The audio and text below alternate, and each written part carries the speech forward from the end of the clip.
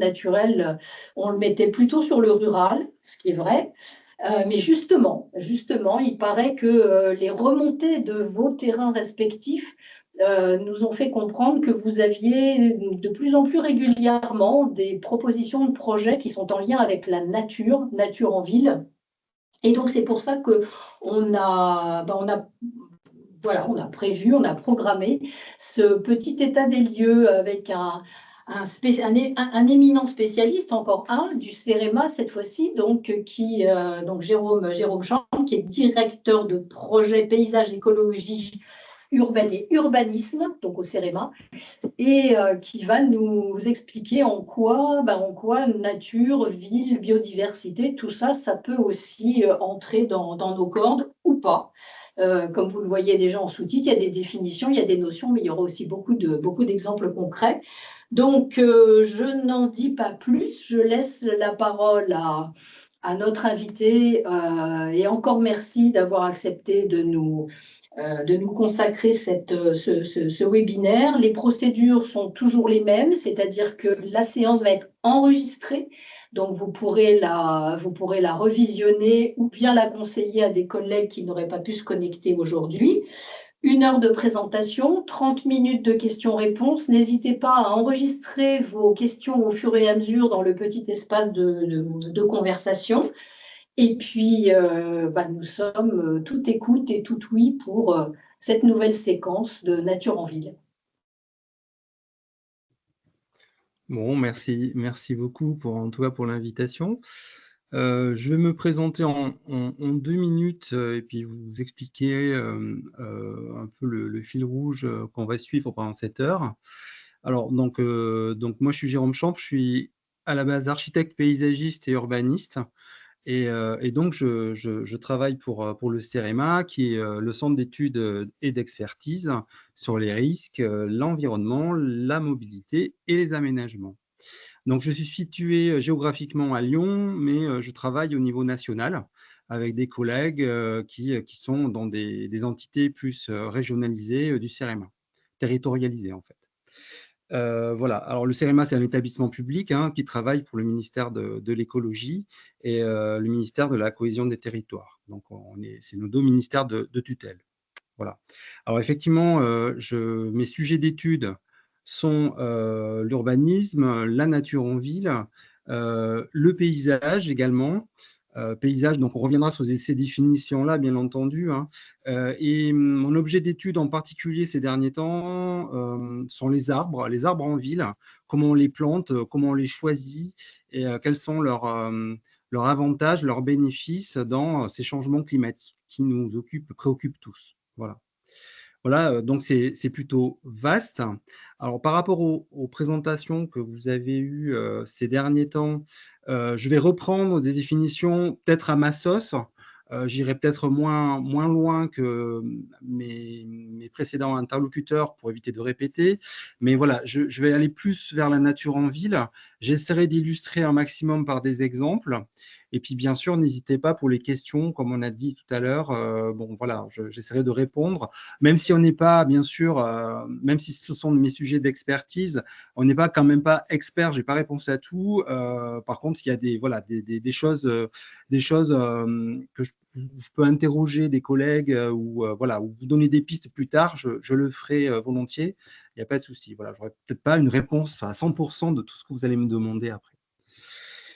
Voilà, alors l'idée c'était de repartir sur chaque fois que je fais des formations sur ces thématiques-là, j'ai toujours un public qui est différent, avec des gens qui ont un vernis peut-être sur ces sujets, d'autres qui en ont moins.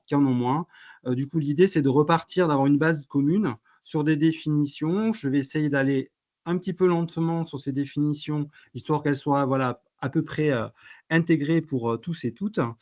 Et puis ensuite, j'essaierai d'illustrer par des exemples sur des sujets comme alors, nature en ville, bien entendu, des outils sur les arbres, notamment l'outil Sésame qu'on a développé au CEREMA, je vous expliquerai ce que c'est, des notions de jardin de pluie, dans tout ce qui est gestion de l'eau à la parcelle, qui n'est pas, comment dire, ce sont des projets qui sont intégré à toutes les échelles, hein, que ce soit dans des petites villes, des petits villages, à des grandes agglos, voire à des régions. Voilà, ça, on reviendra sur ta question d'échelle aussi, qui est importante, en tout cas dans mon métier. Voilà, et puis en fonction du temps que j'aurai, et voilà, des fois je suis plus bavard sur certaines présentations, des fois moins. Donc en fonction, voilà, j'ai prévu large au niveau des présentations. De toute façon, a priori, elles seront ensuite diffusées. Moi, je les donnerai à la fondation, et puis voilà, vous pourrez les réutiliser à bon escient au niveau des PDF. Il n'y a pas, il y a aucun problème. Voilà pour le programme de cet après-midi. Alors, je vais sans plus tarder commencer par rentrer dans, du coup, la partie un peu plus dure. Ce sont des définitions, et donc c'est pas forcément des choses très. J'ai essayé d'illustrer au maximum, mais vous allez voir. Bon, des choses très simples, qui paraissent très simples, mais quand même, il faut avoir quand même une définition commune. Alors déjà, le terme nature, puisque nature en ville, il y a le terme nature dedans. Euh, on parle bien dans le terme nature de vivant. Ça, c'est important. Et donc, dans le vivant, il y a le végétal, l'animal, le sauvage, mais également le domestique. Voilà. Donc, on est vraiment dans différents milieux, urbains, périurbains et rural. Il y a également des éléments naturels qu'on intègre dans la nature, hein, dans tout ce qui est air, eau, sol, le soleil, etc. Tous ces éléments-là qui finalement forment une sorte de tempo, hein, dans notre journée, sont présents dans le terme nature, vraiment on l'intègre. Puis il y a également dans nature, on a quoi? On a des services. Donc j'ai esquissé ce mot-là tout à l'heure de bénéfices, services. On reviendra sur ces définitions. On parle de services écosystémiques. Voilà. Qu'est-ce que la nature nous offre? Qu'est-ce qu'elle purifie? Qu'est-ce qu'elle embellit? Voilà. Tout ce qu'elle apporte au quotidien. Voilà, c'est des choses importantes qu'il faut intégrer. Ensuite, j'ai voulu également définir le terme renaturation, qui est également un petit peu utilisé dans des candidatures, dans des dossiers. Voilà. Donc, alors je suis parti surtout renaturation d'un site urbanisé, puisque ça nous concerne. Dans site urbanisé, c'est quoi? C'est un site habité, hein, tout simplement. Ça peut être une friche industrielle, ça peut être un village, une place, une rue. Et donc, les projets de renaturation, il y a quoi dedans? En fait, il y a un certain nombre d'actions qui peuvent être différentes. Donc, j'ai essayé de les lister. Évidemment, ce n'est pas exhaustif. L'idée, c'est de désartificialiser le site. Voilà. Donc, la partie anthropisée, donc très humanisée, en fait, on essaie de rajouter de la nature, remettre de la nature dedans. Alors, l'idée, c'est de désimperméabiliser les sols. Donc, il y a énormément de chantiers en France pour justement permettre à l'eau de s'écouler à nouveau dans les sols. Donc, on végétalise, donc on plante à nouveau. On peut planter, selon le contexte, des haies, des arbres d'alignement, jusqu'à planter, alors ça c'est la photo, hein, planter des micro-implantations florales. Donc ça c'est une photo que j'ai réalisée à Lyon, donc dans une rue du vieux Lyon. En fait on a des fentes dans le bitume où, avec les habitants et des associations, on lance des graines, où on plante des annuelles, et du coup ça fait un effet, alors ça ne va pas vous rafraîchir la rue, hein, bien entendu, je ne vais pas vous mentir. Par contre, ça a des effets, des bénéfices, on y reviendra par après, par rapport au vécu des gens qui, finalement, c'est un lieu qui est plus habité, plus respecté également. Voilà, ça a des effets quand même concrets même sur la propreté dans les rues. Donc ça, c'est ce genre de petites opérations qui peuvent être réalisées partout. Plus facilement d'ailleurs dans le milieu rural, où voilà, finalement ça se fait déjà, finalement, sans association, les habitants le font d'eux-mêmes. Là en ville c'est un peu plus compliqué, il y a des réseaux plus complexes, il y a énormément de services qui s'occupent entre la voirie, les poubelles, etc. Voilà, donc c'est des choses à plus organiser en fait. Voilà. Donc, pour revenir sur le fil, lorsqu'on renature, on introduit donc des espèces végétales. On peut introduire à nouveau des espèces animales qui ont disparu. Ça peut exister aussi dans certains contextes. On supprime des espèces invasives. parce qu'ils ont tendance à pulluler dans des endroits justement qui sont déséquilibrés hein, au niveau de l'écosystème. On reviendra sur ce terme-là tout à l'heure. Également des travaux de dépollution. Voilà. Donc, on peut avoir un de ces éléments, on peut avoir l'ensemble dans des projets de renaturation. Alors, j'ai mis un petit alerte, c'est que, attention, on retourne pas en arrière. C'est pas un retour en arrière. En fait, on ne peut pas recréer quelque chose qui a disparu et que ce soit clair. L'idée, c'est pas refaire la nature qui existait avant qu'on urbanise. Non, la nature existante. Celle-là, elle a disparu, elle n'existe plus.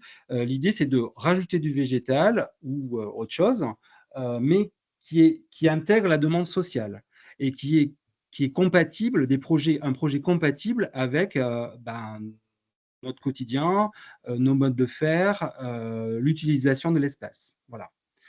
On ne crée pas de la nature sauvage comme ça, notamment en ville ou dans des milieux urbanisés.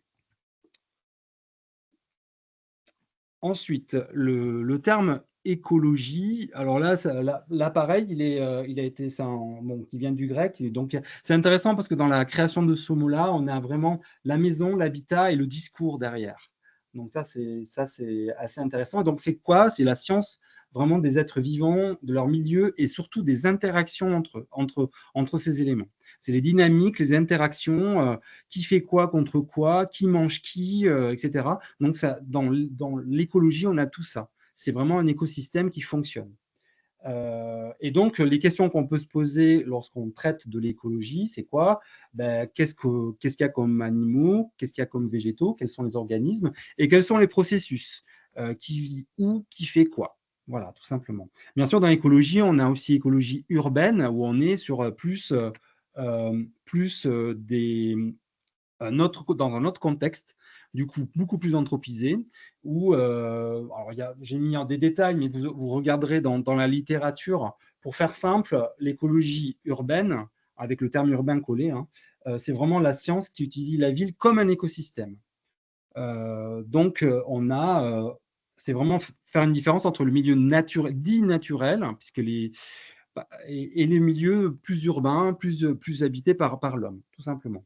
Et du coup, dans ces travaux-là d'écologie urbaine, on retrouve des travaux de trame verte et bleue, on revient sur les services écosystémiques, là aussi on y reviendra dans le détail. Voilà. Donc c'est un ensemble on est plus proche finalement des activités humaines, voilà, par rapport à l'écologie au sens strict. La biodiversité, alors là, c'est un terme qui est intéressant, qui est plutôt récent, enfin, il date que de 1986, et donc c'est la contraction de diversité biologique. Alors, ce qu'il faut bien intégrer dans biodiversité, ça paraît simple parce qu'on l'utilise énormément dans beaucoup de textes. Il y a vraiment 3 niveaux d'études dans la biodiversité. On est vraiment au niveau des écosystèmes, à cette échelle-là, donc des systèmes qui interagissent, comme je vous disais tout à l'heure. Il y a aussi une biodiversité des espèces, forcément, hein, on a différentes espèces qui vivent sur Terre, et une diversité génétique également en biodiversité. Donc finalement, on a ces 3 niveaux-là. Donc c'est pour ça que le sujet est plutôt complexe. Alors bien sûr, dans nos projets d'aménagement, on est plutôt au niveau des écosystèmes. On flirte également avec les espèces, souvent. Est-ce qu'on réintroduit ces espèces? Lesquelles on choisit? Quels arbres on plante? En fait, pour être simple, hein. Mais aussi la génétique, parce que on va me dire, oui, mais moi, je veux du végétal local, je veux du... Voilà. Donc, il y a quand même ces 3 niveaux finalement sont intégrés, hein, sur lesquels il faut quand même réfléchir lorsqu'on parle du terme biodiversité. Voilà, je vais revenir sur le terme paysage, parce que alors même si vous avez déjà eu des présentations, moi je vous donne ma vision, même, elle est complémentaire, bien sûr. J'ai vu ce qu'avait fait ma consoeur sur cette thématique-là, mais l'idée c'est que ce soit vraiment intégré dans votre activité, lorsque vous avez des candidatures, lorsqu'il y a le terme paysage, que ça ne vous paraisse pas abscon ou non définissable, en fait. L'idée, c'est quelque chose d'assez simple et qui nous touche tous. Alors là, j'ai cette petite page de diapo pour vous dire que, en fait, en français, le terme paysage est apparu plutôt tardivement dans le terme en français, hein, ce qui n'est pas le cas dans d'autres langues. Mais ce n'est pas parce que le terme n'existait pas que le concept n'existait pas. Et donc, lorsqu'on regarde les études des travaux ou quand on va dans un musée, hein, au British Museum à Londres, on voit dans le département égyptien, et c'est moi qui ai fait la photo, hein, on tombe sur une pierre, c'est la photo du bas, où on a un jardin clos qui a été peint en 2600 avant Jésus-Christ. Donc, ça ne date pas d'aujourd'hui. Et là, déjà, il y avait ce concept d'espace, de cadre de vie qui était imaginé, pensé, dessiné. Et donc, ça, c'est du paysage. Même si on est dans un cadre fermé du jardin, hein. Mésopotamie, c'est la même chose. On parle des jardins de Babylone, etc. Même s'il y a peu de traces, il y a quand même quelques gravures, quelques textes ou morceaux de texte. Voilà. Donc, ce concept de paysage est quand même très ancien. Et donc, l'idée, c'est de le définir simplement entre nous. Et donc, pour moi, ce qui est important dans le terme paysage, c'est trois choses. Du territoire, l'environnement ou le milieu, si vous préférez, peu importe, et le cadre de vie. Cadre de vie, tout le monde comprend. C'est quand on ouvre sa porte le matin, c'est notre rue, notre jardin, voilà. C'est l'espace dans lequel on vit, ou qu'on traverse, ou l'espace où qu'on va ponctuellement en vacances ou qu'on visite. Voilà. Alors, le problème du terme paysage, c'est qu'il a été surutilisé. On parle de paysage exceptionnel, de paysage du quotidien, donc c'est pas tout à fait la même chose. On n'est pas du tout sur le même registre, hein. Exceptionnel, pour moi, c'est vraiment quelque chose que je vais vous visiter ou voir, admirer pendant mes vacances. C'est un site exceptionnel que je vois qu'une fois ou pas souvent, en fait, qui est rare, hein, finalement. Et puis le quotidien, bah, c'est justement ma rue, mon quartier, etc. Il y a paysage naturel et culturel. Là, du coup, il y a des définitions de l'UNESCO. Donc là, je vous laisserai regarder un petit peu ce qu'ils s'entendent par ça. Et puis, il y a paysage urbain que les paysagistes utilisent, paysage dans la ville, en fait, tout simplement. Donc, le terme paysage est de toute façon lié à notre vision, à notre ressenti. Donc, ça, on va expliquer un petit peu comment ça fonctionne. Et donc, pour être très, très, très simple, hein, on a qu'est-ce que le paysage? Bah, d'abord, il faut un espace géographique. Il faut un espace. Là, on a un espace dit exceptionnel puisque c'est des gens qui s'arrêtent avec un panorama, hein, vont admirer un panorama, mais il faut quand même un cadre. Et bien sûr, donc un espace géographique, un cadre géographique et un cadre d'appréhension. Donc ici, c'est un balcon, un panorama, un belvédère, hein, vous voyez le terme qui vous convient. Voilà. Et donc, il faut ces deux choses. Et bien entendu, il faut quoi? Vous voyez ce couple, hein, il faut un regard. Et donc, finalement, sans ces acteurs, sans ces observateurs, il n'y a pas de paysage. En fait, le paysage est vraiment une fabrication de notre esprit, de ce qu'on voit, ce qu'on perçoit, ce qu'on comprend. Le paysage n'existe pas sans les hommes, pour être très simple. Alors souvent, ça choque un petit peu dans certaines formations en fonction du public, mais les animaux, ils n'ont pas la perception du paysage, ils ont la perception de leur environnement. On n'est pas sur le même registre. Voilà, l'homme peut prendre du recul, peut comprendre les interactions, avoir, voilà, c'est vraiment le terme paysage a été créé pour et par l'homme. Alors, qu'est-ce qui n'est pas paysage finalement? Bah, là, c'est une vue de Lyon. Là, j'ai zoomé sur un aspect, enfin une fenêtre de l'architecture de la mairie, de l'hôtel de ville du premier arrondissement de Lyon, de l'hôtel de ville. Et en fait, ce zoom n'est pas paysage, c'est un détail d'architecture, c'est un- un élément en fait, mais c'est pas un panorama, c'est pas un ensemble. En fait, le paysage, il est vraiment, c'est une vision un petit peu globale. Vraiment, la version panorama balcon est plutôt la plus appropriée pour utiliser ce terme. même si on n'est pas toujours sur un promontoire pour voir un ensemble et une montagne, bien entendu. On peut voir du paysage à travers notre route lorsqu'on conduit, à travers notre pare-brise, bien entendu, parce qu'on a des perceptions lointaines et des vues, tout simplement. Euh, donc, c'est vraiment le terme ensemble, il y a vraiment quelque chose d'espace qui est complexe, qu'on embrasse d'un seul coup. Alors ça, c'est pas du paysage non plus. Alors bien sûr, une cartographie IGN, une carte IGN ou une photo aérienne, on, on, euh, on l'utilise dans toutes les études. Ce sont des documents très utiles, à la fois pour se repérer, mais aussi pour planifier. Par contre, c'est pas du paysage, parce que le paysage, on a besoin d'un horizon. Et c'est pas une vue d'avion, en fait. C'est pas une vue c'est pas une vue cartographique ou une vue satellitaire. C'est une vue vraiment à niveau d'homme, au niveau des yeux, et avec un horizon si possible. Sinon, c'est pas de paysage. Voilà, c'est les limites de ce terme-là. Et donc, on est là encore un autre panorama. Donc, ce qu'il y a d'important à retenir, c'est que c'est lié vraiment à l'observateur, une personne qui regarde ou des personnes qui regardent. Un ensemble, hein, vraiment, c'est un ensemble de choses qui peut être plus ou moins complexe et une vision globale. Vraiment, cette globalité, elle est importante. Et j'ai repris la définition, je ne sais pas si mes collègues vous l'avez fournie, de la Convention européenne du paysage, qui est rentrée quand même dans notre code de l'environnement, qui est importante, puisque elle parle de population, de ressenti et d'interrelation. Donc, c'est ce que je vous disais tout à l'heure, hein, de relations entre des éléments qui existent dans ce paysage. Donc, je vais la lire doucement. C'est une partie, le paysage, donc, c'est une partie de territoire tel que perçu par les populations, donc ce sont les observateurs, hein, dont le caractère résulte de l'action de facteurs naturels et ou humains et de leur interrelation. Donc, vous voyez bien que ben, voilà, la géologie, le temps fait que ben, le paysage va évoluer et les hommes, avec les aménagements, les nouvelles routes, des viaducs, etc., vont modifier le paysage. Et donc, du coup, voilà, ça prend en compte, bien sûr, ces modifications et l'échelle de temps qui est liée. Voilà. Vous avez un lien sur le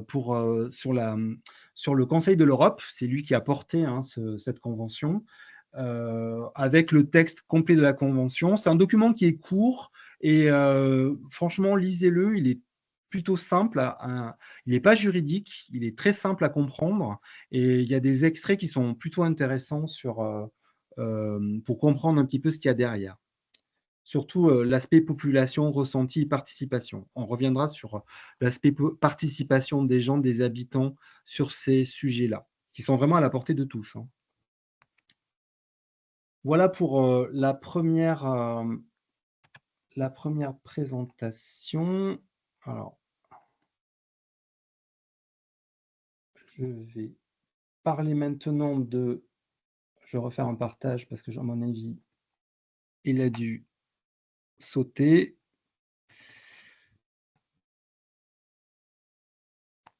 Voilà. Voilà, normalement, vous devez voir le partage. Donc, l'idée, c'est maintenant de faire un focus sur la nature en ville, les arbres en particulier. Euh, alors déjà, vous voyez, je parle de maintenir une ville vivable et vivante. C'est vraiment quelque chose, c'est un slogan que je réutilise souvent lorsque je travaille pour des collectivités sur des projets d'aménagement où ils ont des problèmes ben voilà, de surchauffe urbaine, de gens qui veulent plus de nature. Voilà. Et effectivement, le végétal peut nous aider à améliorer ce cadre de vie, améliorer notre paysage urbain. Voilà. Alors, j'ai voulu faire ce petit panorama, l'évolution de l'argumentaire lié à la nature en ville. Parce que le terme nature en ville, il est finalement plutôt récent et l'idée, c'est euh, vous alerter sur la terminologie employée à un moment donné. Alors, et donc, il y a des effets de mode, en fait. Et donc, il faut les intégrer, il ne faut pas en avoir peur, mais il faut connaître aussi un petit peu l'histoire pour se dire que finalement, il y a beaucoup de choses qui existaient avant, qui ont été transformées, réutilisées. Alors certes, il y a des choses nouvelles, hein. Maintenant, on a par exemple le changement climatique, hein, clairement qui est inquiétant et qui est intégré dans beaucoup d'actions de collectivités. Mais le sujet paysage, embellissement, nature en ville existait depuis longtemps. Donc, pour retourner, alors on peut aller plus loin, hein. J'ai commencé en 1930 sur les sujets de l'embellissement. Donc, c'est bien après la période haussmannienne, mais j'aurais pu revenir en arrière là-dessus, hein. Donc, on parle de parcs, de squares. Ça, ce sont des termes de l'époque, enfin, qui dataient d'Haussmann, hein. Boulevard planté, mailles, arbres d'alignement, etc. Et déjà, dès les années 30, on parlait de respiration urbaine, de poumons verts et de santé. L'aspect santé est pour moi assez essentiel dans les projets urbains. C'est dommage il a été plutôt découpé depuis longtemps. Et j'aimerais bien qu'il y ait ce retour à cette... parce que c'est complètement complémentaire d'avoir des éléments de santé. D'ailleurs, on l'a vu pendant la période Covid, l'élément de santé est quand même hyper important pour la vie des gens et qu'elle soit une santé mentale ou une santé classique, l'aspect nature en ville est essentiel pour moi.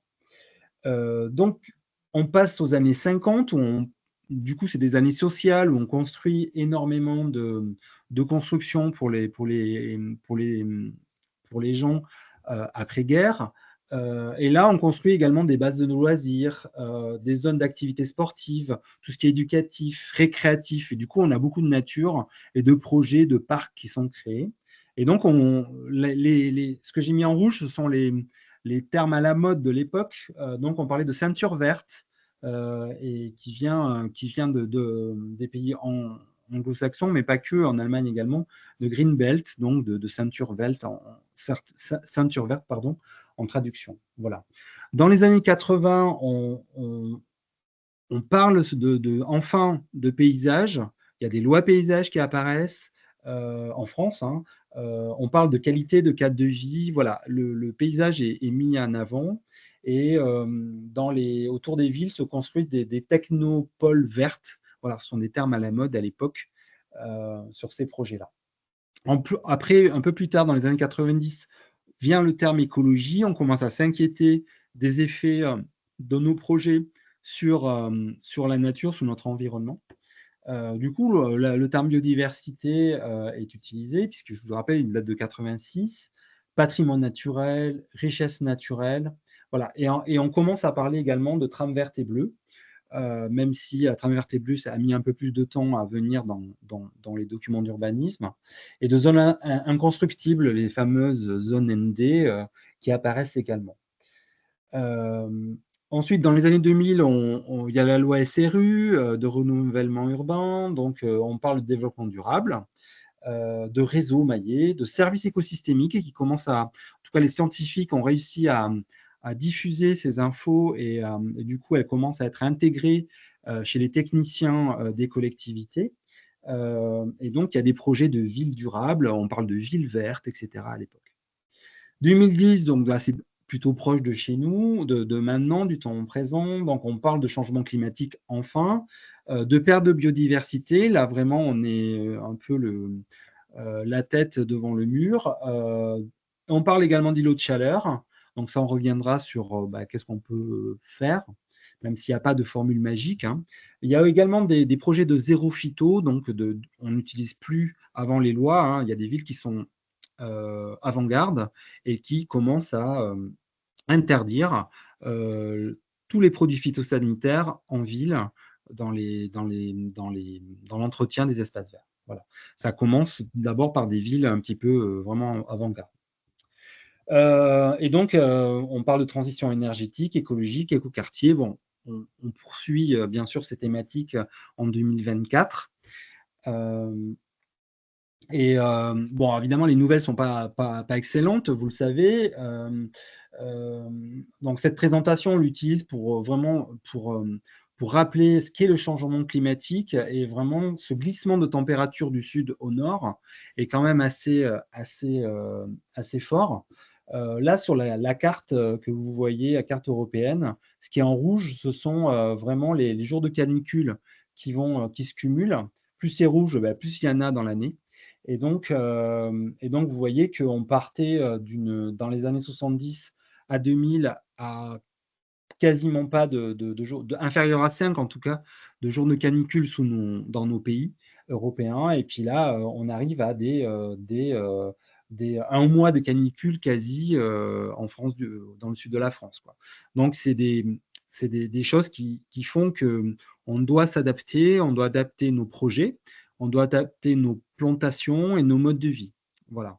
Euh, et donc, ce qu'on dit, c'est que le climat de Marrakech va remonter sur Madrid en 2050, et celui de Madrid va remonter à Lyon, et celui de Lyon va remonter à Bruxelles. Donc, vous voyez, ce glissement est vraiment assez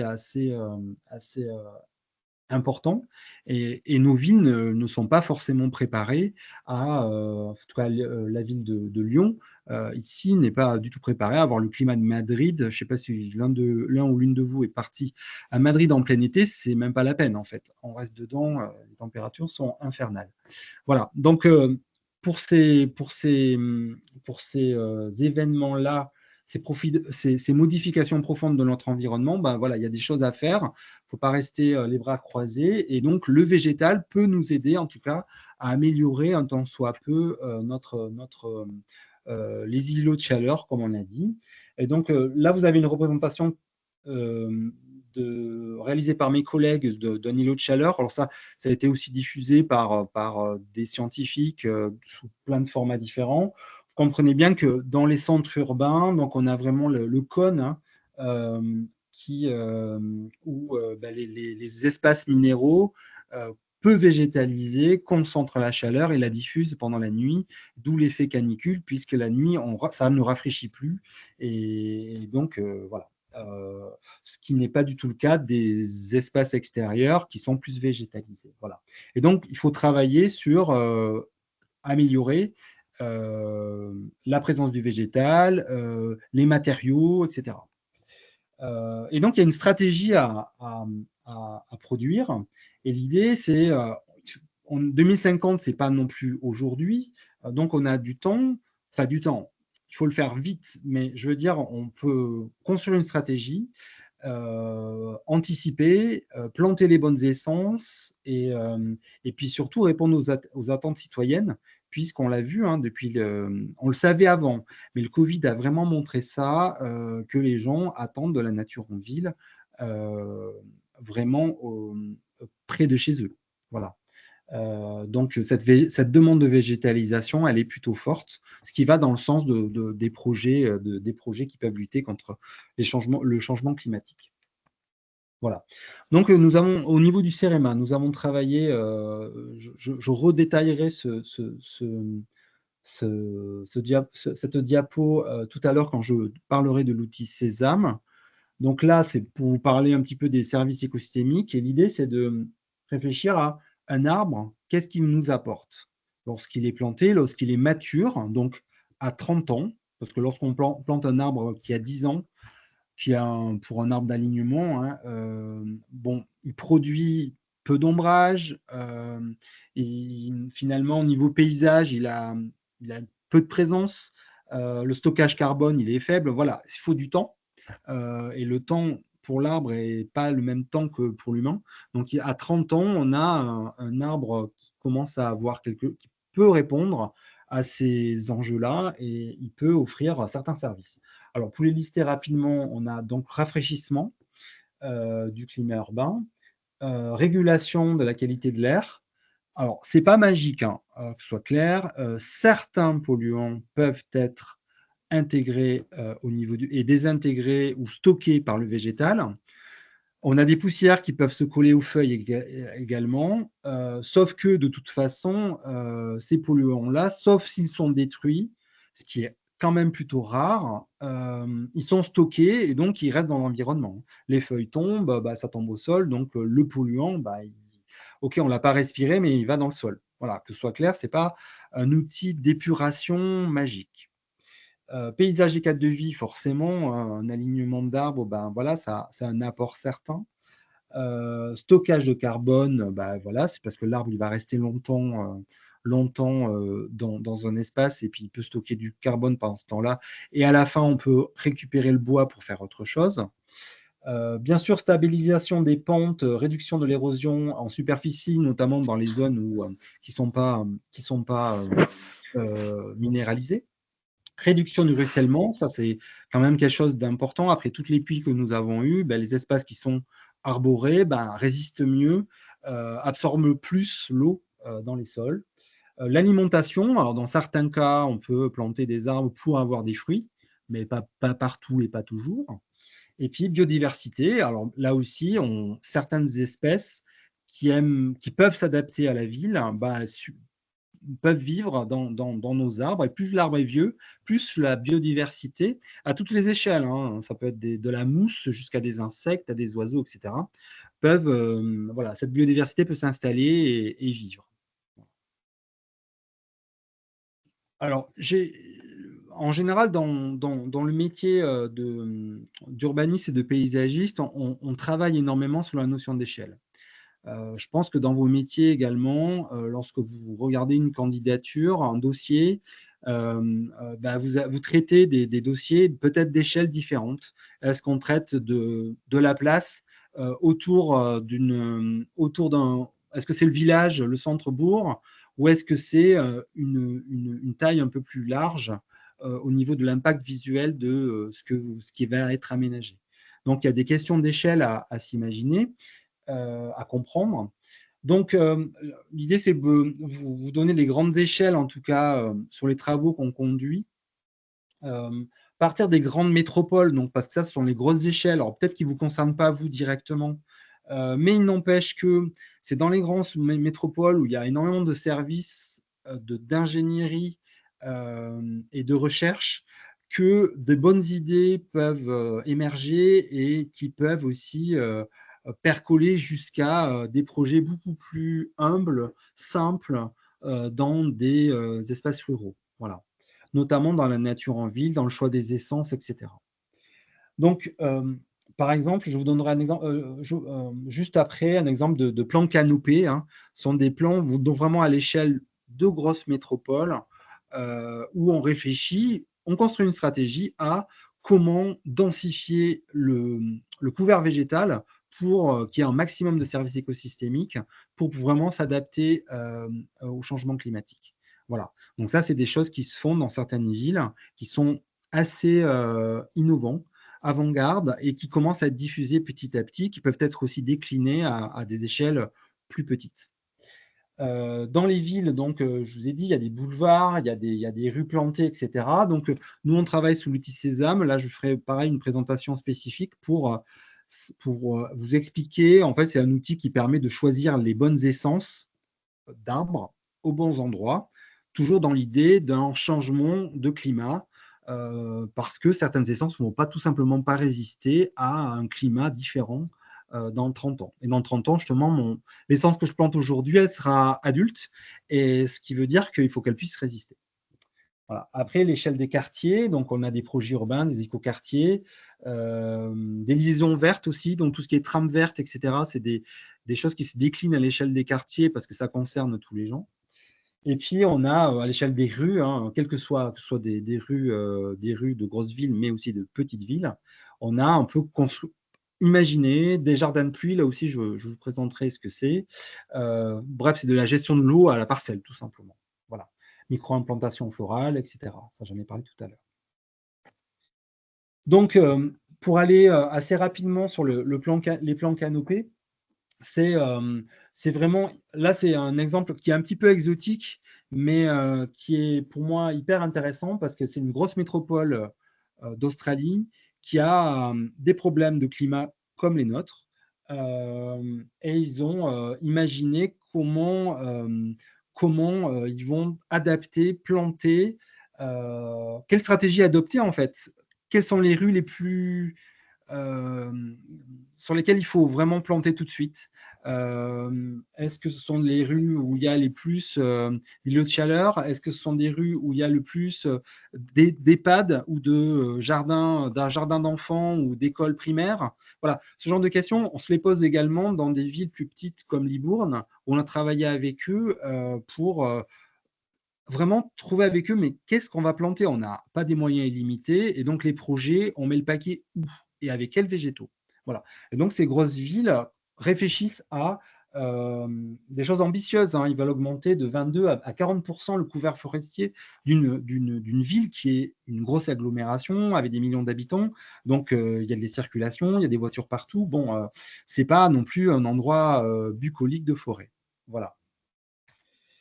À l'échelle des rues, bon là c'est la rue Garibaldi à Lyon. Là aussi, je vous laisserai regarder dans la littérature. Il y a des fiches du CEREMA qui sont disponibles gratuitement, et des documents, des articles de journaux. Voilà, il y a des expérimentations qui font qu'on arrive à trouver, même en pleine ville, dans des rues qui étaient des boulevards finalement presque autoroutiers des années 70, on transforme, on change le regard et avec le végétal, et du coup les gens s'adaptent, et du coup on a une rue, un boulevard qui reprend vie, qui est beaucoup plus agréable, qui est voilà, où l'eau est gérée, voilà, ça coûte moins cher à la structure, l'eau est intégrée, voilà. Donc c'est des choses qui se travaillent à toutes les échelles. Euh, Là, vous voyez, je descends en échelle, donc on est plus dans des rues de quartier où ben là, les paysagistes ont voulu changer l'ambiance. Vous voyez, les photos, les deux photos du haut, en fonction de l'essence végétale choisie, ben, on a des couleurs,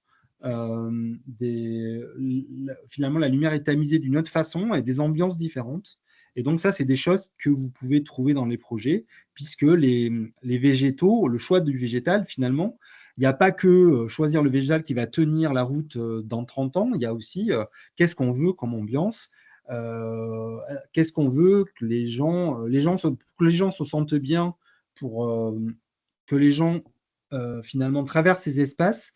Voilà, qu'est-ce qu'on va essayer de choisir comme couleur de végétation, des choses qui aussi qui ont pas de problème d'allergie, on va limiter les problèmes d'allergie, de branches qui tombent, enfin il y a plein vous voyez, de choix stratégiques qui se font avec les services techniques, bien sûr, en accord avec eux, puis c'est eux qui vont entretenir.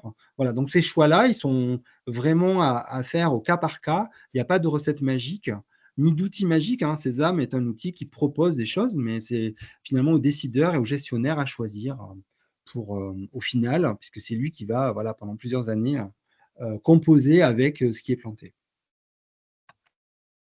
Là, on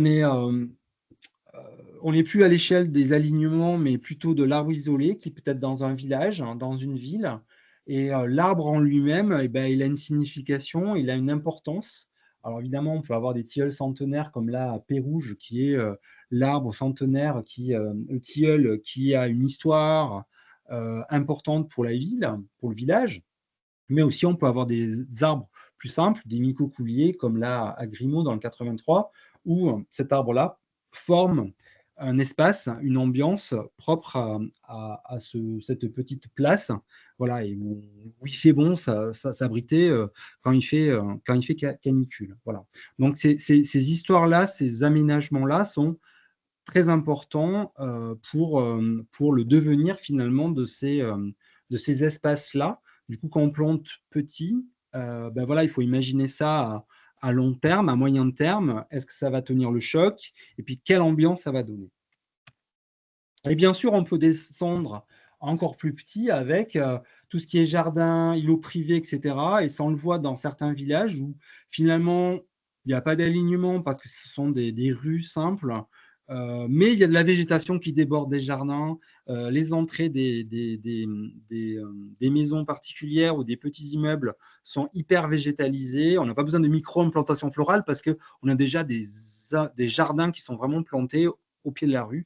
Voilà, on peut avoir ça également dans les villages, mais aussi dans certains points de friche dans les villes. Voilà pour ce petit panorama d'échelle. Et donc, je vais vous présenter maintenant, plus l'aspect jardin de pluie que je trouve intéressant. Plein d'écran. Excusez-moi, je change mon partage. Clac, partager. Voilà, j'espère que vous voyez. Oui. Alors, jardin de pluie, si vous voulez plus de détails, vous pouvez regarder cet ouvrage-là du CEREMA sur le jardin de pluie qui est disponible et vous aurez des exemples détaillés de ce que je vais vous présenter. Alors, qu'est-ce qu'un jardin de pluie en fait? Déjà, on peut commencer par une définition très simple. Alors, c'est un concept finalement qui venait des pays anglo-saxons, hein, qui a été diffusé, et, qui a été utilisé aussi par certains, comment dire,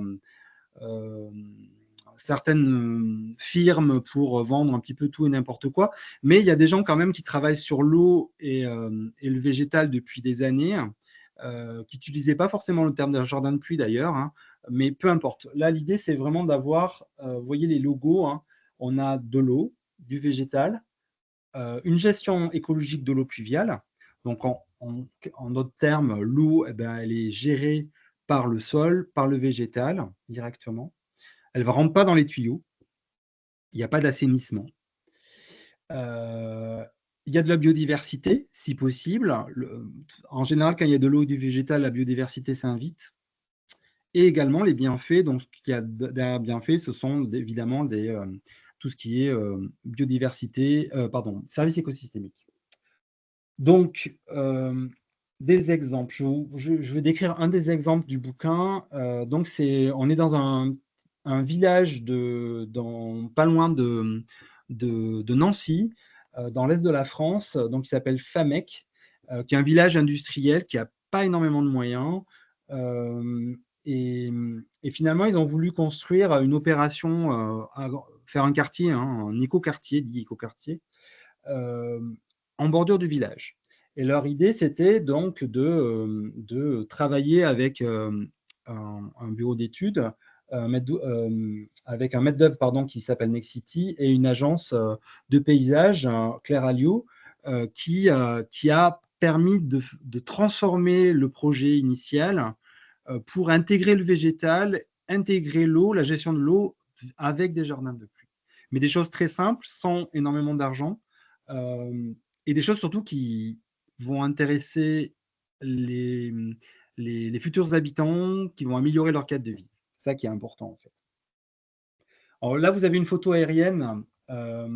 Donc, on est vraiment, là, c'est le cœur ancien qui est un village, enfin une petite ville industrielle en fait, hein.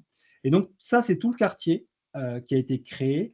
Et là, on est sur une colline avec une forêt qui est utilisée pour se promener. Et on a un ruisseau qui coule le long et qui coupe finalement le projet en deux et qui va dans un assainissement qui est plus bas. Du coup, l'idée, ça c'est le dessin de Claire Alliot, ma consoeur, qui a travaillé sur le ruisseau pour justement, au lieu de le buser, parce que c'est ce qui était prévu au départ, c'était vraiment le mettre dans un tuyau, l'enterrer et qu'il soit effacé. Techniquement, ça aurait pu se faire, hein, mais l'idée, c'était au contraire de le laisser et de l'aménager à minima et qu'il soit visible, que l'eau soit visible, que les gens voient l'eau. Et que ça serve à améliorer le cadre de vie de ce lotissement qui était populaire, hein, tout simplement, clairement. Donc là, c'est un détail, je vais passer vite sur vous voyez, le parcellaire est assez dense, il y a énormément de lots qui ont été proposés, mais on a finalement cette trame verte, cette infrastructure verte et bleue, le bleu, c'est l'eau, avec ce ruisseau qui est au milieu, qui serpente et qui anime finalement cet espace public. Finalement, on a un petit Central Park, si vous voulez, dans ce lotissement. Alors ça, ce sont des photos. Vous voyez, ce sont des aménagements très, très simples, hein. Il y a quelques enrochements. La végétation, elle était celle qui existait. Ils ont planté quelques sols en plus. Voilà, des arbres qui ont comme affinité l'eau. Et ils ont comme vous voyez, la paysagiste, elle a créé des espèces de modelés de terrain pour lorsque finalement le ruisseau déborde, lorsqu'il y a, comme ces temps-ci, énormément de pluie, l'eau soit stockée dans des espèces de terrasses et que ça ne surcharge pas en plus bas, que ça n'inonde pas le cœur de ville. Voilà. Et ça fonctionne très bien et c'est pas cher puisque ça fonctionne tout seul. Il n'y a pas de curage à faire. Il y a un fauchage de temps en temps, puisque comme vous voyez, il n'y a pas de plantation, c'est de l'herbe folle qui est coupée 1 à 2 fois par an, grand maximum. Voilà, ça c'est un détail. Vous voyez, ce sont des espaces qui sont utilisés, fonctionnels pour les habitants, pour les enfants qui jouent forcément. Lorsqu'il y a de l'eau, les enfants, c'est pas dangereux, c'est un tout petit filet d'eau, il n'y a aucun danger. Donc, et puis lorsqu'il y a beaucoup d'eau, lorsque les nappes sont remplies, enfin les terrasses, en général, on n'y va pas, tout simplement. Tout simplement. Voilà. Et là, c'est une vue, donc le ruisseau qui part, vous voyez, il n'y a quasiment pas d'eau, il n'y en a même pas visible, qui part vraiment de la forêt. Donc, on a vraiment un lien une connexion entre cet aménagement et la forêt, l'espace dit naturel, on va dire, grâce à cette trame verte et bleue. Voilà. Cette lisière de forêt, bon, ils ont planté un petit peu quelques petits arbres pour quelques baliveaux, comme on dit, puisqu'ils sont de taille restreinte, pour justement faire une continuité visuelle sur, voilà, on connecte, si vous voulez, ces aménagements, les aménagements plus bas à les aménagements qui sont plus naturels tout en haut. Voilà. Donc, les points forts de l'aménagement, succession de jardins de pluie, mise en scène. Bon, le côté mise en scène, ça, c'est le travail du paysagiste. On améliore les aménités de cadre de vie. Alors, aménités, ce sont vraiment le terme utilisé par les paysagistes, mais pas que, par les sociologues également, c'est-à-dire des espaces de vie où on va se promener. Un parc propose des aménités. Donc, c'est tout ce qui est bénéfice pour les gens, les promeneurs, tout simplement. Et création de milieux favorables à la biodiversité, puisqu'on a forcément une connexion entre un espace naturel et un espace. Voilà. Et donc là, vous avez la liste des services pour arriver vers les services écosystémiques de ce projet. Comme vous voyez, favorise le cycle de l'eau, met en place les lieux favorables à la biodive, freine le débit hydraulique, ça c'est plutôt intéressant. Du coup, il y a moins d'inondations grâce à cet aménagement qui est très simple, offre des aménités, etc. Donc, vous voyez, on peut mettre en avant dans un projet ces bénéfices qu'offre la nature gratuitement, en fait, finalement. Voilà. Vous regarderez, il y a des références pour aller plus loin si vous voulez aller sur ces thématiques-là dans ces projets de jardin de pluie, de gestion alternative de l'eau. Il y a énormément de parutions, de documents techniques qui sont plutôt simples et je vous conseille vivement d'y aller. Je vais aller vite là-dessus. Finalement, vous avez 4 familles de services écosystémiques avec ces 4 couleurs, ce qu'on appelle support, régulation, culture et approvisionnement. Donc voilà, support, c'est tout ce qui est biodiversité, etc. Je les ai détaillés plus loin, mais je vous laisserai regarder sur les présentations. Je préfère passer sur un autre aspect pour aller plus loin et à vous de regarder un petit peu dans le détail quel type de service écosystémique on peut avoir. Voilà. Il y a vraiment les détails de tous les services supports que peut offrir ce type d'aménagement. Et donc, c'est décliné pour chaque type de service écosystémique. Voilà.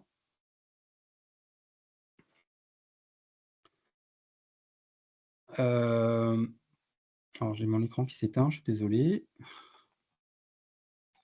Je vais, comme l'heure tourne, je vais peut-être vous présenter des exemples en photo de bonnes pratiques. Comme ça, on va illustrer encore plus si ça veut bien marcher. Voilà. Clac. Afficher plein écran. Je change mon partage.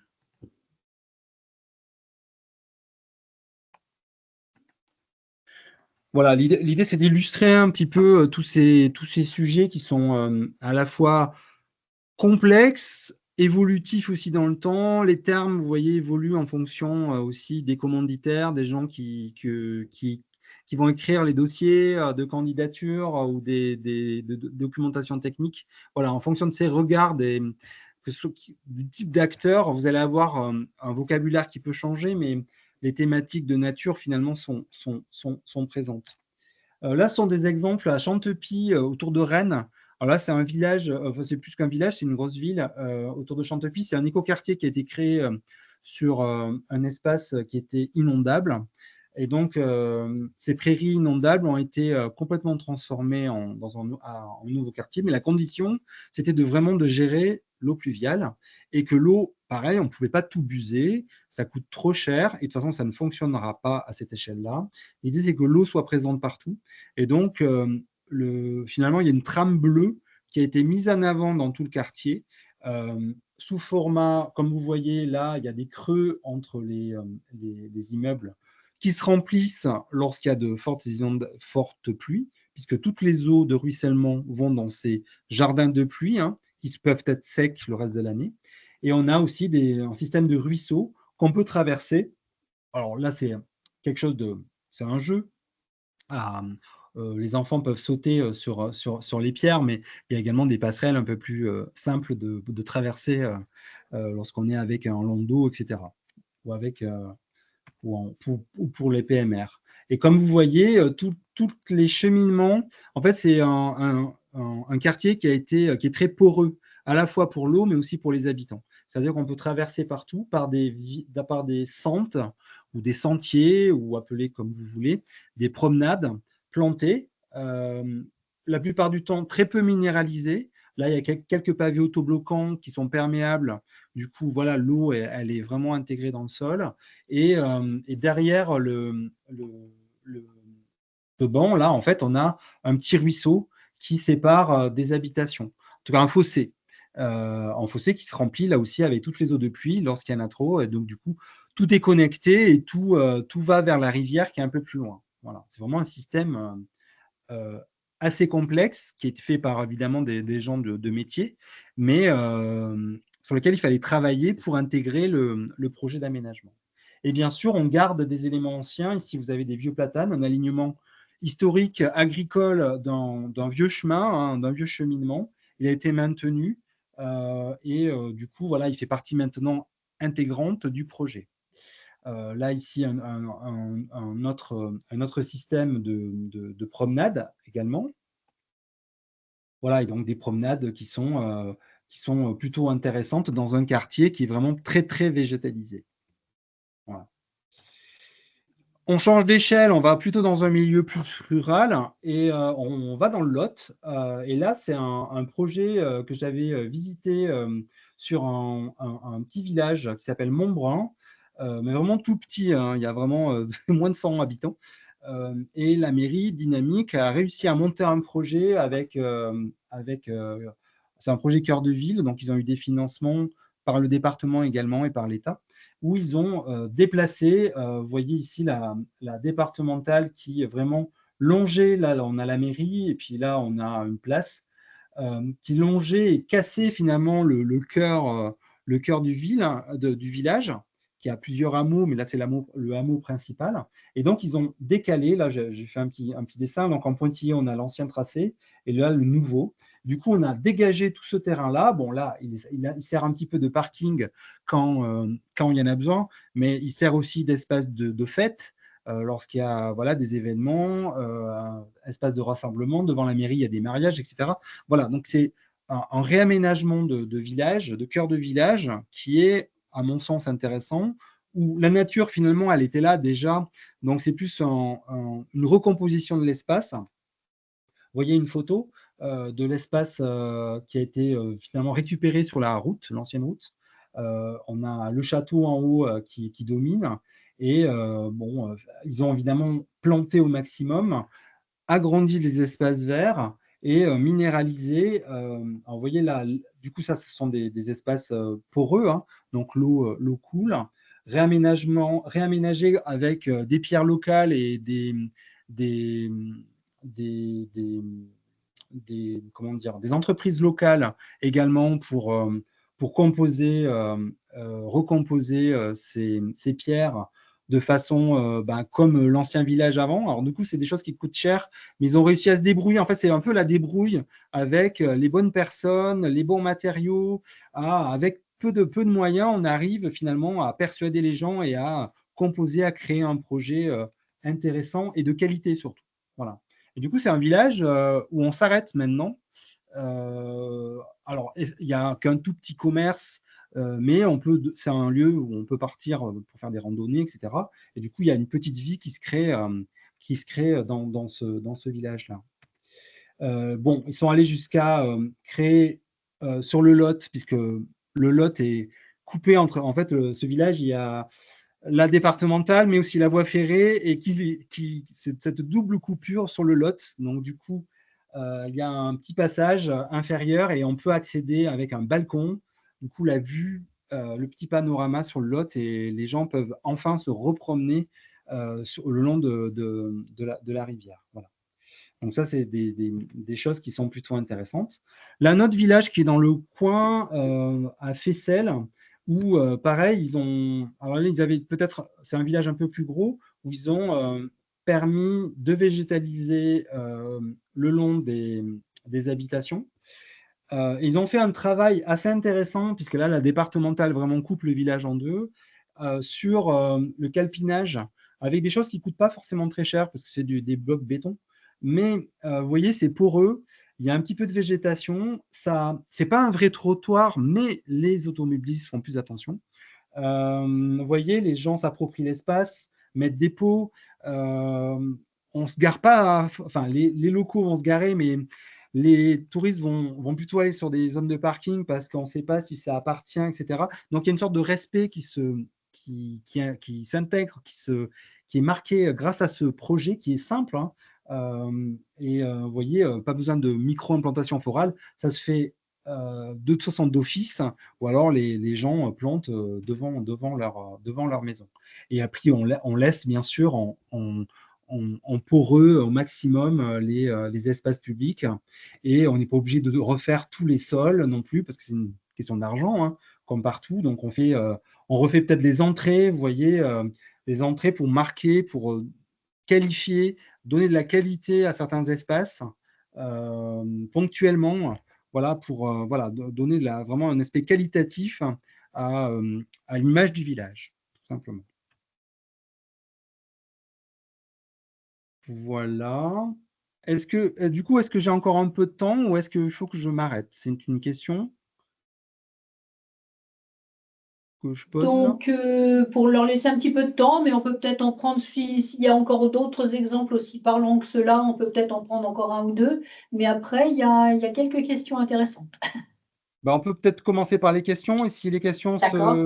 se tarissent, peut-être que pourrais repartir sur d'autres présentations.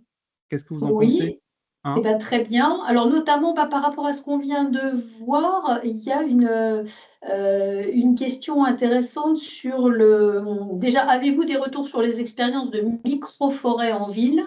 Et puis, comment l'entretien de ces espaces, de ces superbes espaces est réalisé? Comment les plantes invasives, ronces, chardons, pousses de frêne, etc., sont éliminées, surtout sans produits phytosanitaires?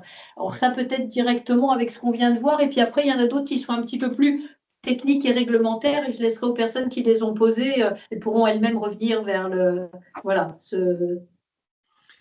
Bon, alors je vais commencer par parler des micro-implantations florales. Attention, non, de micro-forêts, pardon, je confonds. les Je microforêts. vous ai présenté des micro-implantations florales qui sont les petites fentes, hein, le long des trottoirs, où on plante quelques annuelles. Là, la question, c'était sur les micro-forêts, c'est ça, hein? Oui, Ok. microforêts en ville, exactement. Alors, j'en ai pas parlé, comme vous avez vu, exprès. Euh, Comment vous avez expliqué ça d'une façon très simple? Alors, je suis un petit peu embêté sur ce concept. On va appeler ça ce mot concept. Euh, c'est un concept qui a été vendu par comment dire? des boîtes privées pour faire vite, pour vendre rapidement un concept, des végétaux, enfin une espèce de kit en fait pour faire de la microforêt en expliquant que ça allait tout résoudre. Moi, je vous dis attention, ces concepts-là, que ce soit pour une grande ville, métropole, petit village, etc., c'est plutôt, ça c'est moi qui parle, hein, c'est pas le CEREMA, mais mes collègues qui travaillent sur les mêmes thématiques sont plutôt d'accord avec moi, c'est plutôt bidon, clairement. C'est plutôt du greenwashing, hein, clairement, hein. Donc, le concept de micro-forêt a été inventé par un Japonais qui a travaillé sur les dépendances vertes le long des autoroutes. Ça, c'était pendant la Deuxième Guerre mondiale. Ce concept-là a été réutilisé, remis en musique plutôt récemment. Mais on n'est pas là, finalement, là, on traite de villes, d'espaces publics. Une microforêt, on n'y va pas. Ce sont des espaces qui sont fermés, qui sont plantés très denses sur des petits végétaux. Les meilleurs gagnent. Et soi-disant, ça pousse tout seul. Oui, certes. Mais pour moi, l'espace public, on ne le ferme pas aux gens. Il faut planter des alignements, il faut planter, pourquoi pas, des bosquets. Pourquoi pas planter dense, certains paysagistes le font parce que c'est leur marque de fabrique, mais amputer l'espace public de parcelles pour surplanter avec un gaspillage important d'argent public, parce qu'il y a beaucoup de pertes, de casses, de végétaux qui viennent de je ne sais pas où. Je trouve ça, voilà, je trouve pas approprié du tout pour nos sujets.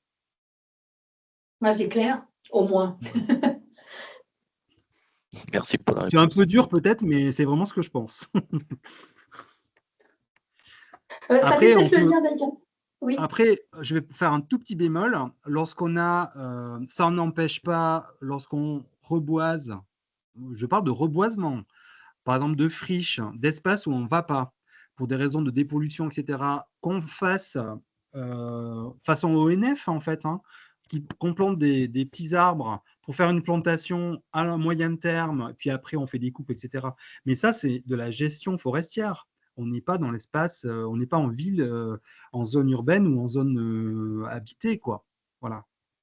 Je fais peut-être le lien avec une autre question parce que qui dit plantation d'arbres, je reviens à l'outil Sésame dont vous nous avez parlé. Il y a Oui, j'ai une pas eu le temps de question qui était: présenter dans le est-ce que détail. l'outil Sésame est utilisable pour des particuliers et plus précisément, comment y accède-t-on? Est-ce que c'est en open, en accès ouvert? Voilà. Alors, pour répondre, je vais vous partager la présentation rapidement et vous expliquer un petit peu, comme ça vous aurez le lien pour y accéder et ça sera plus simple, je pense. Alors attendez, je vais refaire le partage. Ça sera un petit peu plus simple. Clac. Partager.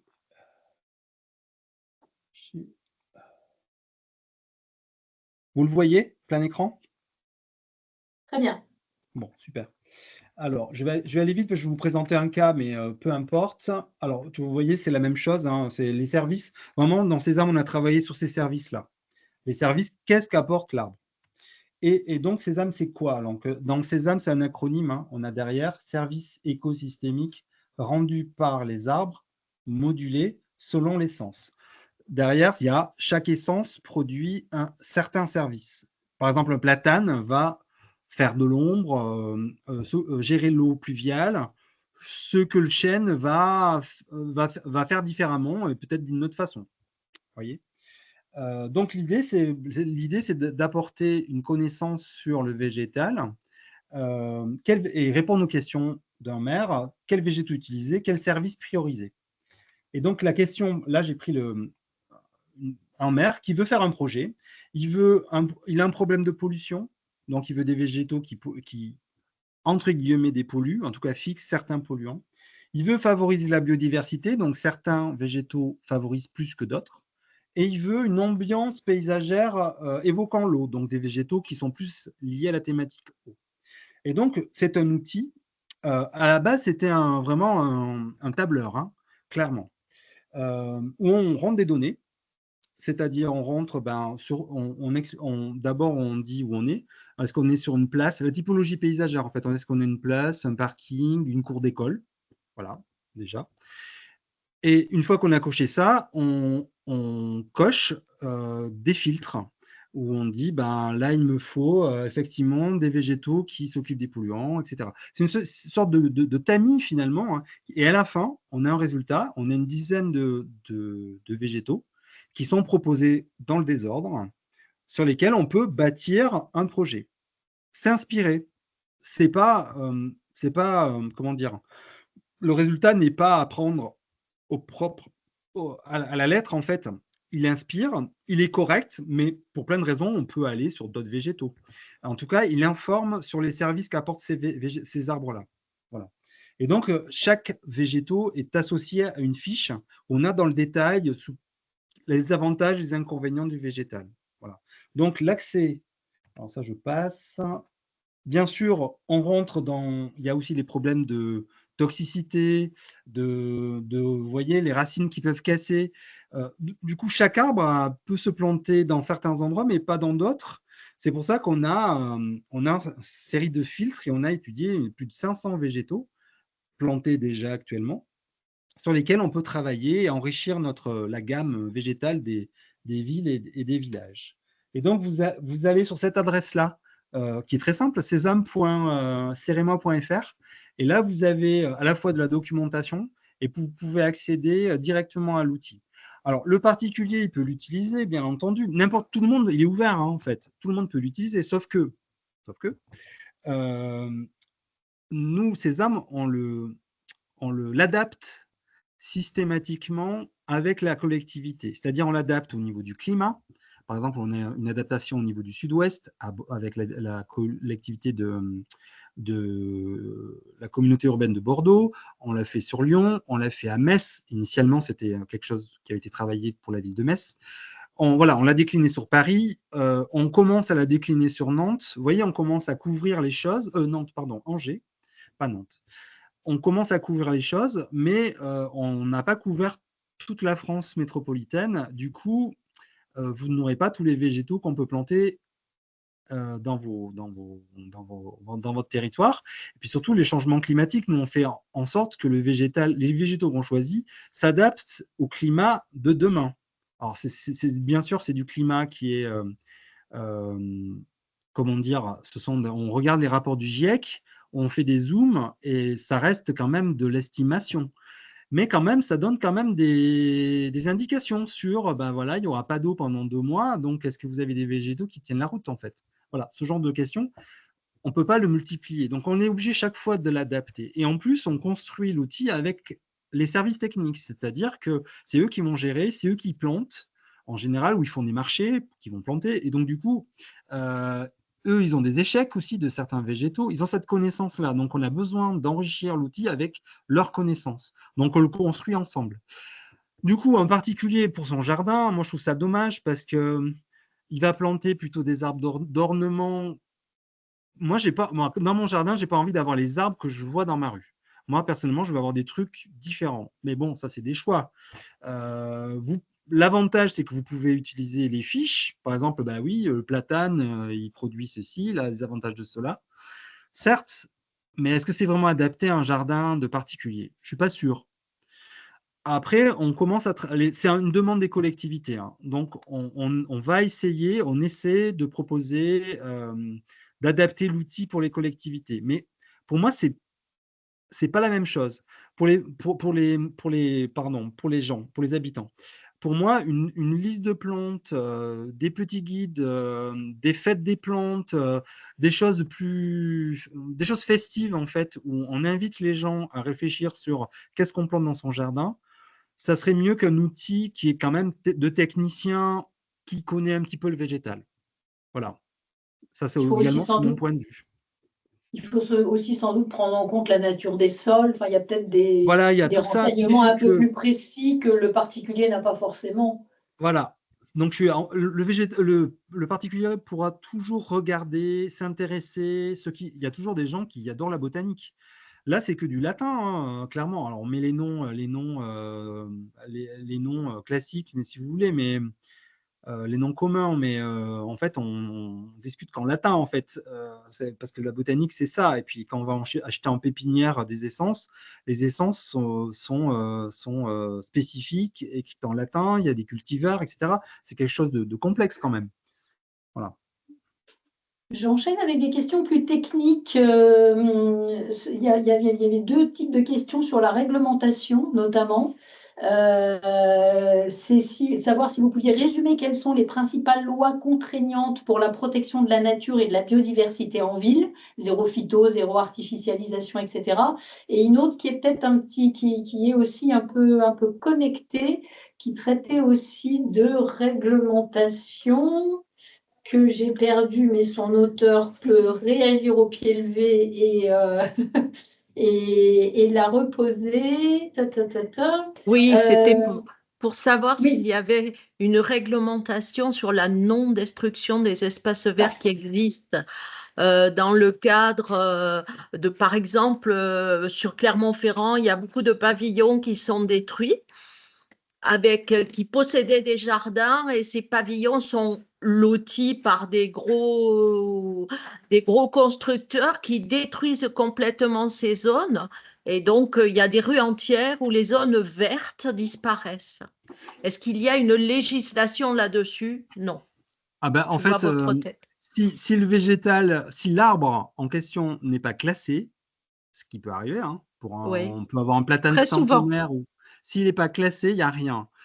Par contre, la ville peut avoir dans son PLU, mais c'est rare, enfin, je sais que ça existe à Paris, dans quelques autres villes, mais dans les petites villes, je ne suis pas sûr, C'est des Clermont-Ferrand. coefficients de nature imposés dans parcelle en pourcentage, en fait, hein. Et donc, du coup, on ne peut pas construire au-delà, on ne peut pas minéraliser au-delà d'un certain pourcentage. Du coup, on ne peut pas construire partout, en fait. D'accord. Donc, pas détruire tout. Mais sinon, un jardin n'est pas protégé s'il n'est pas historique, il n'y a pas de protection, Oui, hélas. d'accord. Et on Merci entend beaucoup. parler de, pardon, on entend Je vous parler en de prie. zéro artificialisation nette, par exemple. Ce n'est pas une réglementation, ça? Oui, mais du coup, ça ça se fait à l'échelle de la planification. Alors moi, je ne suis pas spécialiste du ZAN, mais là, vous avez des petits documents qui sont sortis très récemment par le ministère. Je crois que des collègues du CEREMA ont travaillé dessus, qui expliquent d'une façon très pédagogique quelles sont les limites et les obligations en fait des collectivités vis-à-vis du ZAN. Donc ça, vous regarderez parce que sinon, moi, je suis pas à jour en fait là-dessus. Mais il y a, pour la question là sur les jardins protégés, moi je le vois régulièrement même sur Lyon. Voilà, dès qu'il y a un pavillon qui est encore en centre-ville, il se fait couper et on construit un immeuble à la place et le jardin disparaît. Et il n'y a pas de protection, même à Lyon, hein. Ok, merci. Je n'ai pas répondu tout à l'heure à votre question sur l'entretien. ouais. Alors, forcément, même sur des grandes villes, encore plus dans les grandes villes d'ailleurs, leur politique est de planter, planter, planter. Forcément, c'est à nombre d'agents constant. Ils n'ont pas plus d'agents.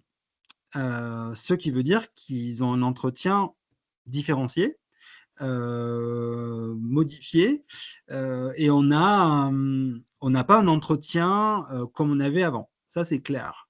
Donc, il y a beaucoup de pédagogie à faire vis-à-vis des habitants pour notamment, vous le savez, au niveau zéro phyto, le, le fait de ne plus utiliser de produits phytosanitaires. Du coup, on a des herbes folles qui poussent sur les trottoirs. Et on a beau expliquer que c'est bien pour la biodive, ben, certaines personnes sont réticentes. Bon, ben, à part faire de la pédagogie vis-à-vis des enfants, notamment dès le plus jeune âge, pour que vraiment, ça s'imbibe dans les familles, hein. À part ça, il y a guère d'autres solutions. Et expliquer que vraiment c'est polluant, il y a des gens qui meurent en fait à petit feu. Donc c'est quand même pas, c'est un sujet en fait. C'est pas qu'un sujet de cadre de vie, de paysage. Là, c'est un sujet de santé. Voilà, donc ça c'est important. Euh, et donc l'entretien, mis à part le zéro phyto, l'entretien il doit se faire d'une façon plus souple.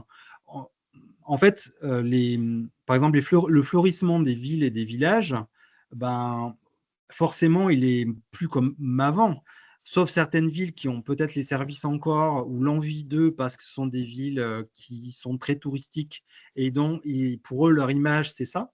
Et il n'empêche que même des villes comme ça, elles modifient. Alors, on peut garder un aspect très fleuri, très finalement artificiel, entre guillemets, hein, devant la mairie, etc.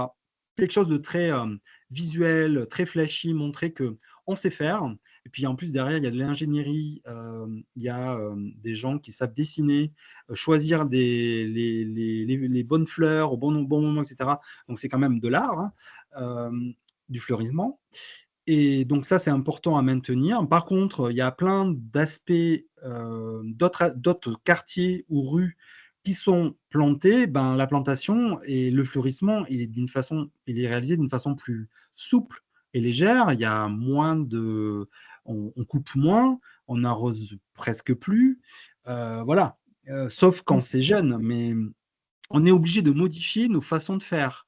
Et du coup, la vue des gens vis-à-vis de toutes ces modifications, il faut l'expliquer. Il ne faut pas, surtout pas que les gens croient qu'on abandonne les lieux, qu'on les gère mal. Mais il faut expliquer qu'on les gère différemment. Donc ça, c'est de la pédagogie, hein, et de l'explication. Il y a des foires aux plantes, il faut faire un stand. Il faut que la mairie communique, en fait. Et ça, il n'y a que ça. Que ça. Ça s'est fait dans d'autres pays, hein, depuis qui ont commencé bien avant nous. Ça, je pense que les gens sont moins réticents qu'on imagine. Le point dur, c'était les cimetières. Là, il y a eu un gros point dur parce qu'il y a des personnes âgées qui n'ont peut-être pas cette vision-là. Il y a le côté affectif, le côté religieux. Enfin, il y a plein de choses qui font que c'est compliqué. Mais ce n'est pas infaisable, hein. Ça se fait. Voilà. Donc, et quand on parle de santé, ben derrière, ben voilà, de pollution, ben il faut quand même, il y a des choses à modifier. Donc ça, ces travaux-là, et ben ça fait longtemps, ça fait des années que même la ville de Versailles, qui a été précurseur, c'est pas quand même la ville la plus, comment dire, avant-garde, j'imaginais, hein, sur ces thématiques-là, mais si. Et la maire de l'époque a fait du porte-à-porte pour expliquer aux gens le pourquoi on n'utilisait plus de produits et que c'était pour leurs petits-enfants, hein, tout simplement pour la santé de leurs petits-enfants. Donc ça, il faut le faire, mais c'est du temps, forcément, et c'est de la politique. Mhm. D'autres questions dans celles qui ont été posées là? Je laisse, on fait circuler le micro. Oui, Moi, moi j'aurais peut-être. voulu faire une remarque, mais complètement peut-être psychologique par rapport au verdissement. J'ai participé devant chez moi à Ici on s'aime, c'est-à-dire un verdissement autour des arbres qui était juste devant chez moi. Et j'ai constaté qu'ils étaient systématiquement piétinés. Et en observant le comportement des gens sur du déplacement en ville, instinctivement, même des gens de tous âges qui parlaient entre eux, faisaient un détour pour aller mettre les pieds sur le verre. Voilà, j'ai Mhm. constaté ça, donc ce verdissement n'a pas pu aller très loin, mais j'ai été très étonnée par ça. Bah, le constat, c'est qu'il manque de verre finalement dans cet Oui, endroit-là, si les oui, gens y vont. c'est tout à fait. C'était complètement minéral. Donc, pour l'entretien et la pédagogie, il y avait beaucoup de travail à faire. Voilà, c'était une simple remarque. Mais il faut offrir aux gens des espaces, justement, Oui. si on permet si on a des espaces verts où on peut étendre sa serviette l'été, faire un pique-nique, etc. Mm. Si on Tout à fait. permet ça à des endroits, pas partout, mais ben, du coup, les gens vont pas faire n'importe quoi partout. Mais s'il y a que de l'interdiction et que de la vitrine et des Mm. jolies fleurs, ben forcément, au bout d'un moment, ben, l'envie de nature, elle est un peu pour les gens qui ne peuvent pas partir, bah, elle est forte. Oui, c'est complètement viscéral. C'est là que je l'ai Complètement, constaté. ouais. Mais Oui, ça, les oui, oui. paysagistes qui ont travaillé au début vers 1900, ils l'avaient parfaitement compris, hein. Mm. Ce côté, ce que je vous disais tout à l'heure, le côté nature en ville et le côté santé, déjà à l'époque, ils en parlaient, était important. surtout qu'on avait à l'époque énormément de gens qui travaillaient dans des manufactures, dans des conditions d'hygiène et de pollution pas vraiment, qui n'étaient pas terribles. Et du coup, avoir des espaces de nature l'été, pardon, en week-end ou pendant des périodes de congé était plutôt important. Merci beaucoup. En lien aussi avec le fameux programme Patrimoine naturel biodiversité de la Fondation. Donc là, on a bien compris et c'était parfaitement illustré ce lien biodiversité qui est lié plutôt au végétal, qui fait un paysage. Dans les éco-bénéfices qui apparaissent très bien sur la présentation avec l'arbre, là où on voit aussi il y a les oiseaux, il y a les insectes, etc.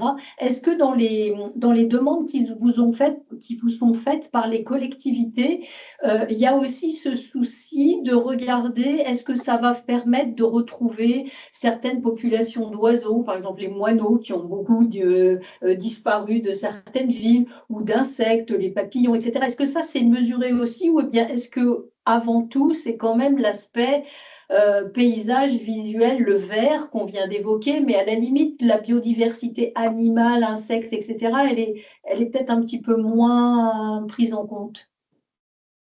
Est-ce que dans les exemples que vous avez, les demandes qui vous sont faites, vous sentez qu'il y a quand même aussi cet intérêt pour la côté priori, enfin qui est très important, hein, aussi de cette vie autre que les arbres et les plantes? C'est une question qui m'est destinée? Oui. Pardon, je croyais que c'était Pardon. pour vos collègues. Non, non. Alors, l'aspect biodiversité, oui, c'est une inquiétude et une demande, absolument, ouais, dans énormément de. Alors, bon, il y a, comment dire, dans les centres-villes très urbanisés, forcément plus que dans des milieux ruraux où finalement la biodiversité et la nature est présente dans les abords. Du coup, on n'a pas du tout comment dire, la même demande en fait. Comment vous expliquer? Après, il y a des disservices, hein. Disservices, donc des services contraires finalement, parce que je vous ai parlé d'écosystème tout à l'heure, et finalement, quand l'écosystème est déréglé, c'est pas le problème des moineaux qui disparaissent, qui est, certes c'est triste, mais finalement c'est pas trop la demande, c'est le problème des oiseaux ou exotiques ou qui forment des nuages et qui polluent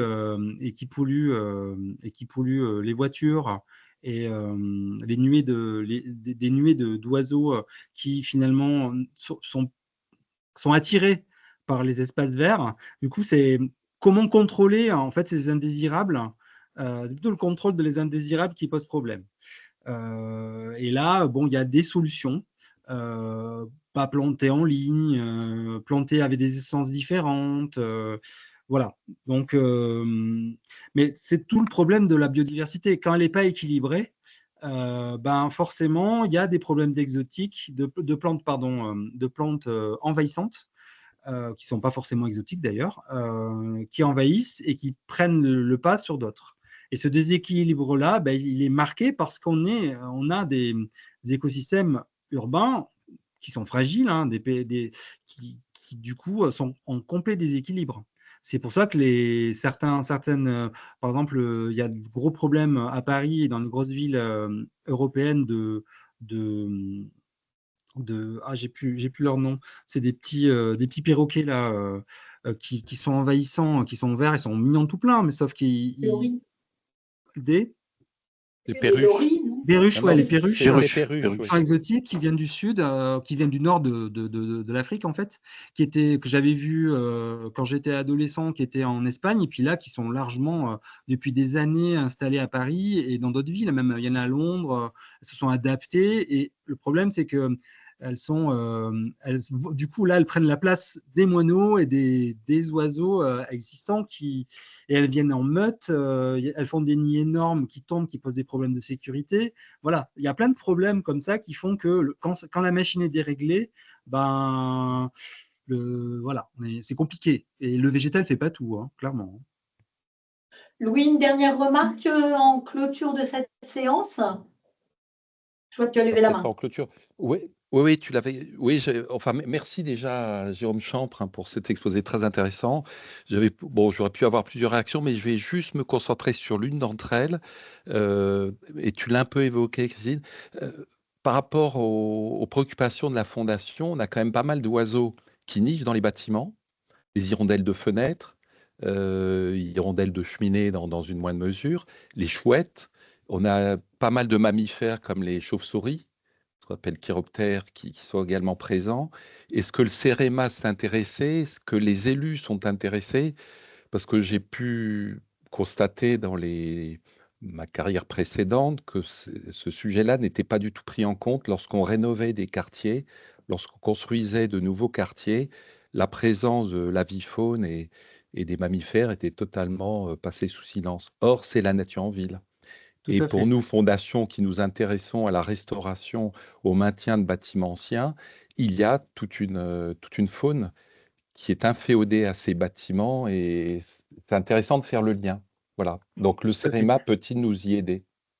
Alors, au niveau du CEREMA, du coup, là, ce sont plutôt des collègues qui travaillent sur le bâtiment. Parce que là, les nids sont plus du côté du bâti que du végétal qu'on plante, Ouais. a priori. Alors, moi, à ma connaissance, je ne connais pas de collègues qui travaillent sur ce sujet en particulier, mais je sais, pour avoir visité des chantiers, c'est une question qui interroge énormément les collectivités et il y a des solutions qui sont données par des architectes.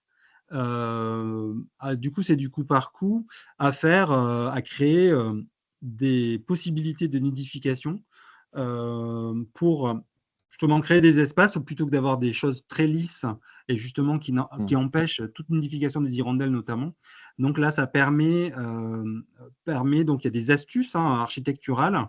Du coup, là, il faut travailler avec l'architecte. Alors, est-ce qu'il y a des guides? Moi, j'en connais pas. Le CEREMA n'a pas travaillé sur ce sujet, mais c'est quelque chose en devenir. Mais regardez du côté des associations. Alors, je sais que la ville de Lille avait travaillé sur ce sujet il y a quelques années.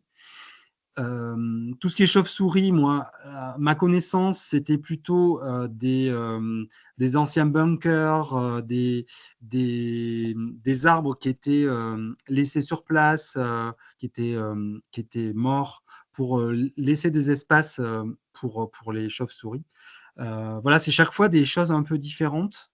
Mais dans les écoquartiers aussi, dans des quartiers plus récents, avec de l'architecture neuve, il y a des gens qui travaillent déjà sur ces sujets.